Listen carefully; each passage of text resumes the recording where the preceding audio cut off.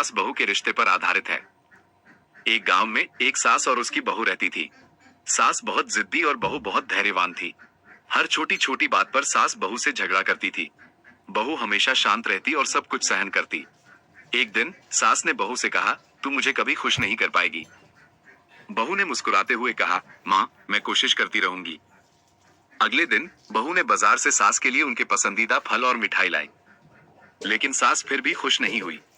बहू ने सोचा, शायद माँ को मेरी बातें सुनना पसंद है। अगले दिन बहू ने सास के साथ बैठकर उनकी सारी बातें ध्यान से सुनी, लेकिन सास फिर भी खुश नहीं हुई। बहू बहुत दुखी हुई। उसने अपने पति से सलाह ली। पति ने कहा, तुम बहुत अच्छी हो, लेकिन शायद तुम्हारी सास कभी खुश नहीं होंगी। बहू ने अपने पति की बात मान ली और उसने सास को खुश करने की कोशिश करना बंद कर दिया। कुछ दिन बाद सास को बुखार हो गया। बहू ने दिन रात उसकी सेवा की। सास को बहू की देखभाल से बहुत अच्छा लगा। जब सास ठीक हो गई तो उसने बहू से कहा, तू बहुत अच्छी लड़की है, मैं तुझसे बहुत प्यार करती हूँ। सीख। इस कहानी से हमें ये सीख मिलती है कि हमें हर किसी को खुश करने की कोशिश नहीं करनी चाहिए। हमें अपने आप पर विश्वास रखना चाहिए और अपने काम पर ध्यान देना चाहिए। अगर हम अच्छे इंसान हैं तो एक दिन लोग हमारी कद्र जरूर करेंगे। तुम क्या सोचते हो इस कहानी के बारे में?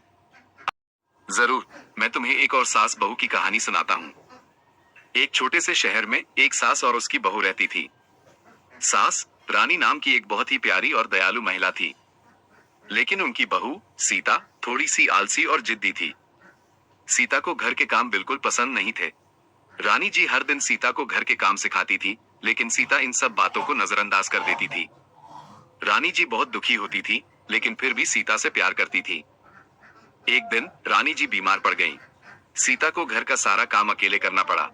सीता को तब समझ आया कि घर के काम करने में कितनी मेहनत लगती है। रानी जी जब ठीक हुई तो उन्होंने सीता से कहा, बेटी, घर के काम करने में कोई बुराई नहीं है, ये सब काम मिलकर ही घर चलता है। सीता ने माफी मांगी और रानी जी से वादा किया कि वह अब से घर के काम में मदद करेगी। सीख। इस कहानी से हमें ये सीख मिलती है कि हमें हर काम को सम्मान देना चाहिए, चाहे वो कितना भी छोटा क्यों न हो। और सबसे महत्वपूर्ण बात, हमें अपने बड़ों की बात माननी चाहिए। तुम क्या सोच